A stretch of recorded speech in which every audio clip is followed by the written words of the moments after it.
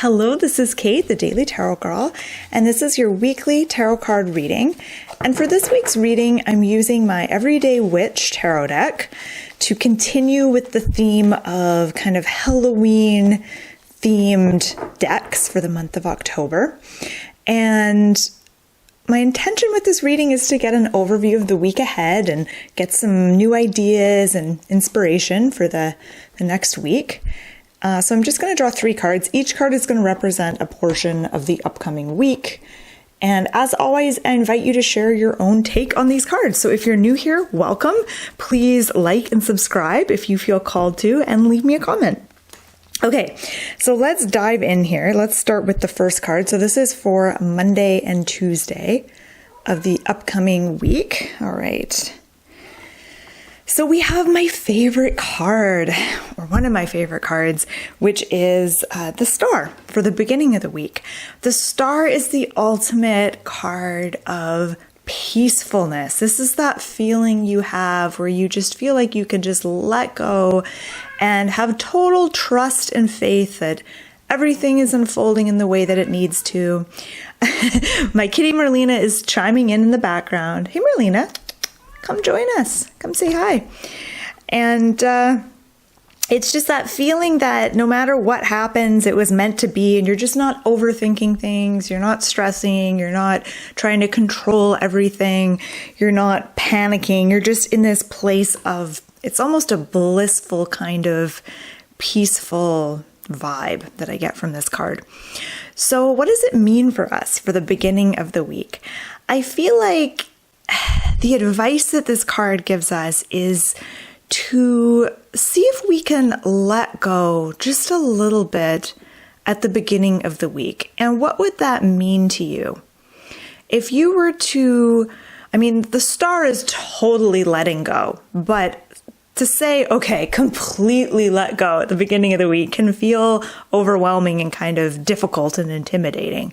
So what would it be like to let go just a little bit at the beginning of the week? What would be different for you? What would that entail if you could just let go a little more? Just relax a little more, have a little more trust, a little more faith in your life at the beginning of the week. What would that be like for you? So I'll answer my own question and just kind of share what that might be like, what that might look like for me. I think I might loosen my grip on I have these really uptight schedules that I do for the beginning of the week where I'm like, okay, Monday I'm going to do this at this time, this at that time. And I find what happens is I don't end up actually sticking to the schedule, even if I really try to. So I think I'm going to let go of that. And instead of scheduling specific tasks, I'm going to schedule blocks of time and then get done whatever I can get done in that block of time and not worry about the specifics. So that's how I'm going to kind of loosen up a little bit and let go this week. There's also something about the Star. She's got one hand upward, so it's like in receiving mode. Her palm is turned up, and then she has the other palm down, and it's like that one hand is receiving the wisdom and the light of the universe, and the other hand is like channeling it somewhere. So she's acting as a middleman, as this channel for divine energy, for that, universal cosmic light. So again, I invite you to contemplate, like, what does that mean to you to be a channel for cosmic radiance, for cosmic light? How do you channel that cosmic light? Do you channel it in your creations, the things you create, or in your interactions with people? Just something to contemplate as you begin the week. All right, so middle of the week, kind of Wednesday, Thursday-ish, we have the 10 of Wands. Now, what's interesting about the 10 of Wands is this is has a very opposite energy to the Star. The Star is all about relaxing and letting go, whereas the 10 of Wands, the figure in this card, is kind of stressed out. This person is overburdened. They've got a lot on their plate. They're struggling to carry all these heavy brooms up this steep cliff or hill. And where the woman of the star has her hands empty, it's the symbol of letting go. She's not gripping. She's not holding on to anything. The woman in the 10 of Wands is, tightly clasping these wands to her. So again, what does this mean? Like, what's the message here? So midweek, things might get a little busy. And this is interesting because if you do the work of that the star recommends of seeing if you can kind of let go and relax and have a little more trust and faith, it will be easier for you to navigate any stressful situations, any, busy moments or feeling kind of overburdened or like you have a lot on your plate. It will be easier for you to work through that this week. So things might get a little busy midweek. You may find that you've bitten off a little more than you can chew. You might feel a little overwhelmed by all the responsibilities and tasks and things that you need to get done and take care of.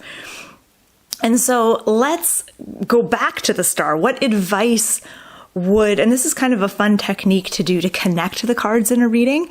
People are always saying, like, how do you connect the cards? Here's one way. So what advice might the star have for the 10 of Wands? And I think the advice here is letting go of some things, like all the things on your to-do list, all the tasks that you have to complete. Do you really have to do them right now? Can some of them be postponed? Can some of them be forgotten entirely? Can some of them maybe be delegated to someone else? Or can you ask for help with some of these things? Is there any way that you can make this easier for you?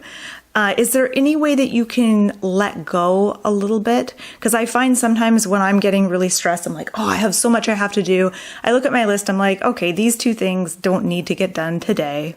They can wait. And then this other thing, I can do it, but I don't have to do it perfectly. Like sometimes when you put pressure on yourself to do things perfectly or a certain way, it creates even more stress. So 10 of Wands is like, how can you maybe let go of some of that stress? Like how much of the stress you're experiencing is self-created?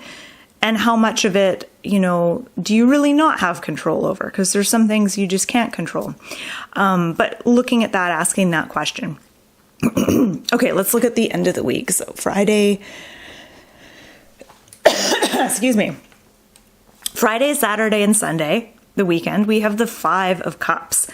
The 5 of Cups is kind of a challenging card. We see this kind of sad witch. She's kneeling on the sand and she's looking at the spilled cups. What she doesn't notice is this whole beautiful table behind her that has the 2 upright cups. It's got a bottle of wine waiting to be poured. Looks like there's lobster and salad and there's balloons and a picnic basket. So there's all kinds of good stuff behind her, but she just doesn't care about that. She's not interested in that. She's just mourning the loss of these 3 cups. And this is kind of a reminder. So if you're feeling disappointed, if you're feeling sad or let down or just kind of low energy, or maybe you're unmotivated, are you fixating a lot on the disappointments? Are you fixating too much on the things that didn't work out? And are you ignoring some of the good stuff, some of the beautiful opportunities that might be right in front of your nose, but you're just not seeing it because you're so fixated on, what didn't work out or what you're upset about? 5 of Cups just asks you to kind of take a step back and look at the big picture so that you don't get overly fixated on something that you're disappointed in. So kind of managing disappointment. Okay, let's look at all of these cards together. I love that we started with the star, and the star is such a positive, radiant card. It has to do with feeling connected to the all, the big picture, the universe, the cosmos, life, energy, feeling that interconnectedness. And the more you're able to connect with that feeling, whether it's like a spiritual connection or just feeling really tuned in and connected to the bigger picture, the more able you will be to easily weather any little challenges that pop up for you midweek. So if you're feeling stressed, if you have a lot on your plate, if you're feeling challenged, if there's little minor disappointments here and there, the more connected you are spiritually, which is what the star is kind of all about, the easier it will be to shift into a state of optimism. The easier it will be to not get stuck in feeling overwhelmed or burdened or disappointed. So that is kind of key here. I'm just looking to see if there's anything else I want to mention.